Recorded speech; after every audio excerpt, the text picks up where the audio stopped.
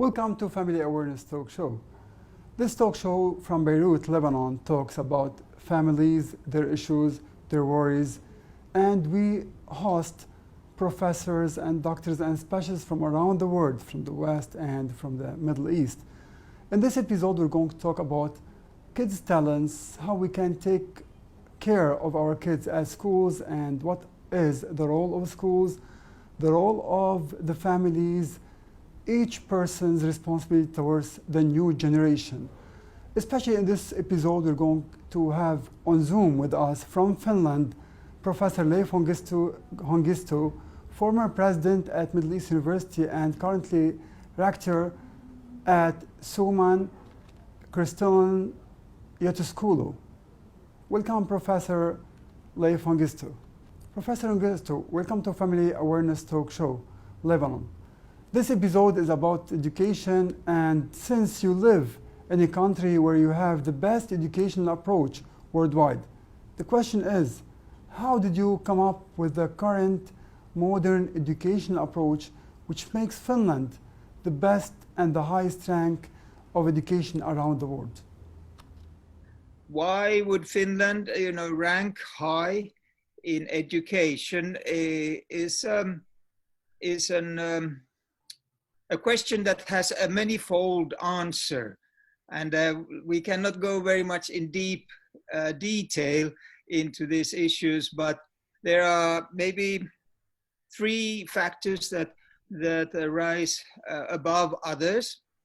One is that the teaching profession in our country is very highly respected. And when teachers are respected in society, they also feel rewarded in the work that they do, and they feel like they have an important role in bringing up the new generations and taking care of the children that we parents love so much and care so much for. So this is maybe one of the most fundamental issues which gives the basis for education, as though we don't maybe first think about it. The second factor which goes together with this is that the teachers in our country are highly educated. We do not let into a classroom a teacher who has not gone through a thorough education. So the minimum requirement for a teacher is a master's degree, even for kindergarten teachers. So this makes that they have been provided with good tools and an understanding about the child's developmental stages and learning abilities and different challenges that comes together with each individual child. So first, that they are respected. Second, that they have a very good education. And third, goes also that they are fairly well also paid. So because they are more like middle class professions, it also motivates to feel pride in your profession. So that kind of is a fundamental first base. The second is that we do invest relatively much in education of our cross-national budget. So it is, an important factor that how much you invest, you can also expect returns. And we consider our young people the capital of tomorrow. So it is worth to invest in the young and the growing, because that's the future of the nation and the country. So we do, as a nation as such, invest a lot in education, teaching facilities, teaching equipment, teaching methods, and teaching, one could say, the whole kind of curriculum development. Actually, our teachers are sometimes a little bit even, one could say almost frustrated that why should we be again reviewing a curriculum that we have so recently just renewed?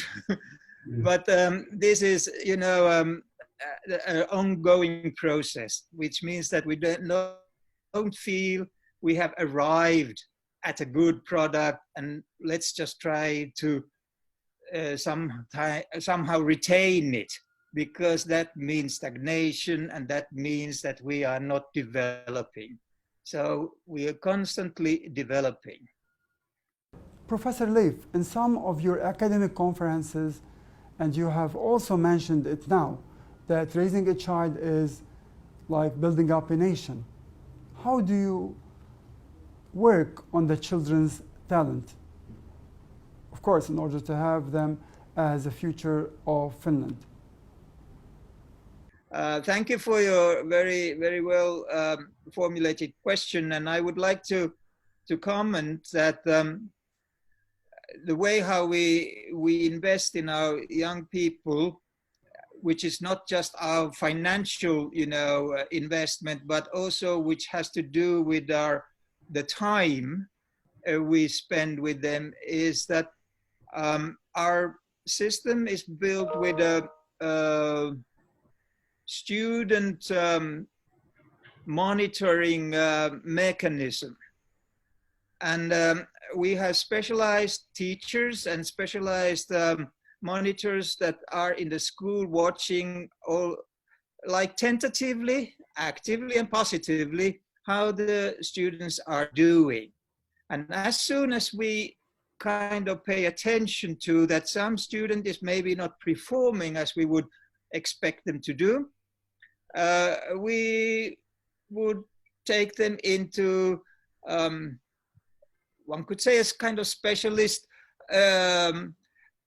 consultation, and try to find out what kind of maybe home issues or growth issues are in the background of the child that is troubling his mind or her mind. And in this way, we want to give them also the psychological and mental support that they need in a growing age. It is more of a rule than an exception that a Finnish student at some point of his life or her life during her schooling time is in a specialized group. And nobody finds it like it would be demeaning or that it would be somehow that they are pointed out. On the very contrary, they think that they have been considered worth to be taken by the hand to bring them back to their level where they expect themselves also to be. So this is maybe a particular trait in our education system, that we have school helpers and second teachers in the classroom and special need teachers that have their own teaching facilities where a student can be sent for a new task or a supporting task to catch up with the other ones in maths or in language studies or in something when they seem not to be kind of getting the point as quickly as the others. Professor Leif Hongisto from Finland, a former president at Middle East University and a rector at Suomen Kristilliseen Yhteiskoulu. Thank you so much for being with us and enriching us with your information. We'll go back to the studio with Ms. Iqbal Habib. Yeah, I want to thank you also, and I can remember with heartfelt, warmth, the young people of Lebanon. They were full of potential, and they were so much full of also energy and possibilities. It was just to let them actually thrive. So I really wish your country all the best in the educational developments, and that they can give a supportive surrounding and context for the young people to grow and look positively into the future. Thank you. Psychologist Iqbal Habib, you are a licensed adult and children clinical psychologist who have worked in public and private schools, also at the juvenile court in child protection in Lebanon. Welcome in Family Awareness Program. Would you please first tell us about this field of psychology, especially dealing with children and at schools? Well, thank you for having me. I'm a clinical psychologist and I have a specialization in cognitive and behavioral therapy. You know, psychology is a very wide spectrum of different approaches, and every person have his own identity as a psychologist and his own approach. So there's no one approach in dealing with children or with parents. And what matters at the end of the tunnel is to really get the children to have a healthy life and to have a good relationship with themselves and with the people surrounding them. Mm-hmm. After listening to Professor Leif's input, what structure is necessary to be set in schools in order to promote the children's personal and social development in Lebanon? You know, school is the place where the social and academic life of each one of us begins. School it trains us, it gives us the tools, it prepares us, it gives us the building blocks necessary for us to face life and its adversities. And this is why it's important for ministries of education globally to constantly reinvent the educational system, the school structure, the school culture, and that in order to provide learners with an environment that is healthy for them. And when I say reinventing or rethinking the school structure and culture, that also means reviewing the school values, the school's goals, the role of teachers, the school's relations with parents and the community, how children are being taught. And Finland is a great example on that. And also the importance of having a multidisciplinary team, including counselors, a learning support team, and also having a community and a committee for talent development, especially for kids who are gifted and skilled, and also having an independent and a structured program for high achievers. So if you want, every school need to assess how are they catering for the needs of their community, be it teachers, staff, kids, or parents. And eventually, there's something that Mr. Leif has said, and it's very important. The people who work in the institution are very important. They have to be skilled. They have to be well educated. They have to have the means because they are the working force who is going to implement that change. And school eventually it's the second home for every child. It's the home of the future generations. So it is worth to invest the time, to invest the money, to invest the energy in building and creating an environment that is empowering and an environment in which students can grow. And when I say it's worth to invest the money, and here I hint to the responsibility of ministries in rendering education free for all, because every child has the right for education. You know, you and Professor Leif Hongisto, you're a good example because you're a good example and a good like director how we can deal with the children at schools and at homes. So in contrast, I want to ask this question for you because it always comes into my mind. In contrast with like Finland, how much do you think the Middle East and especially Lebanon are contributing to this field? Well, we still have a long way to go compared to Finland, of course, but we're getting there. The most important to have a structure, to have a plan, because if we don't have structure and a plan, it's hard to get there. And this is why it's important for all agents to collaborate together in order to make that change. And I said we're ahead of that. It's like a long way to that. Don't you believe that we have creatives in Lebanon, we have talents, and what are the obstacles we face in Lebanon between the parents and the schools and the Ministry of Education's work? Well, we definitely have a lot of obstacles when it comes to, because in Lebanon we all know that private schools are way more advantaged than public schools. So that's the first challenge, if you want, for the Ministry of Education to take in charge, which means to have the same structure for both private and public schools, and to invest time, as I said, in energy and money in developing both institutions. So that would make parents' relationship with the school, whether it's public or private, much better. How can teachers help students find their target or purpose and their passion as well? Let me tell you something. When we give the opportunity for students to explore their interests and their talents, it makes it much more easier for them in the future to choose a career path that they are happy with. And teachers can help their students in finding their purpose and their passion by first and initially prioritizing motivation over achievement. We have a school system that prioritizes performance.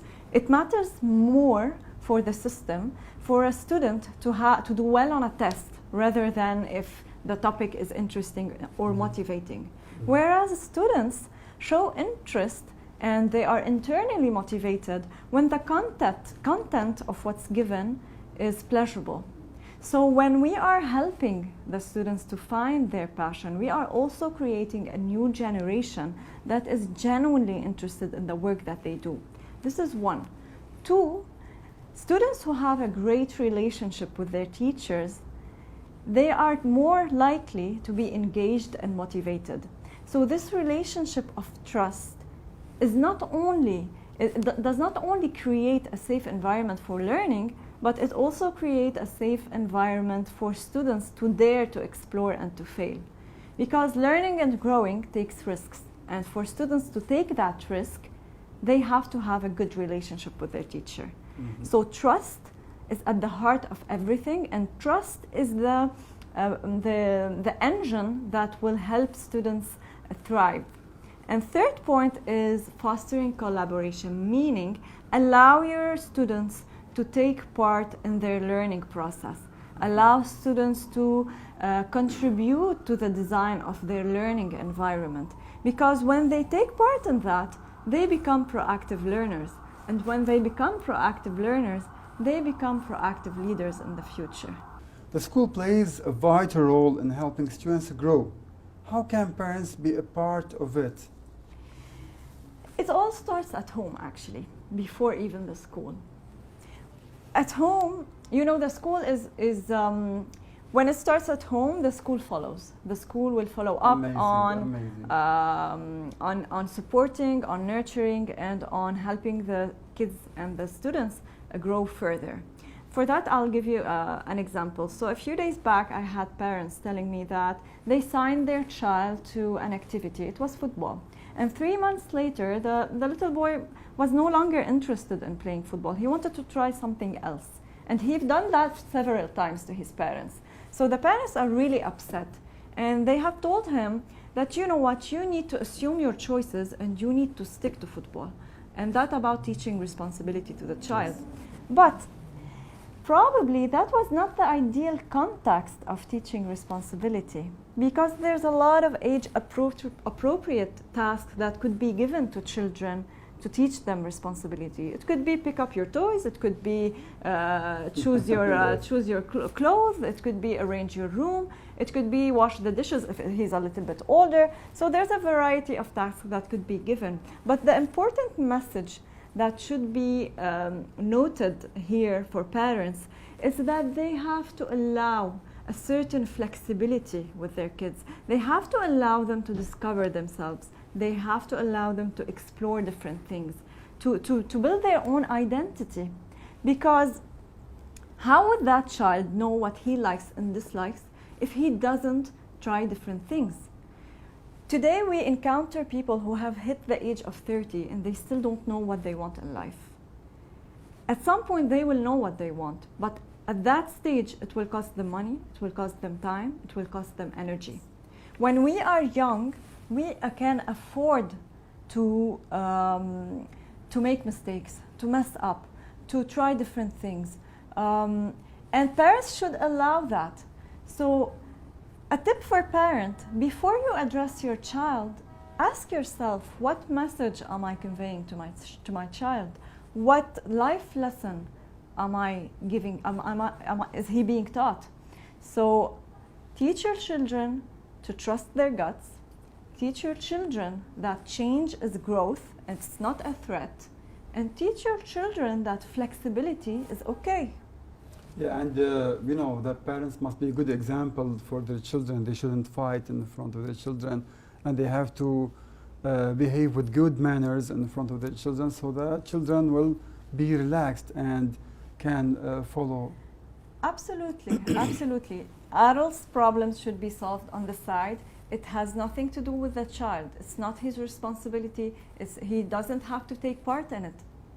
And when we help our children to go for what they want, to learn about what they want, this will also reflect on everything in their life. And this is where school can take it. School takes it from there. It's hard for the school to start from zero. School can't teach us everything. It starts at home and school builds up on it. Amazing, amazing.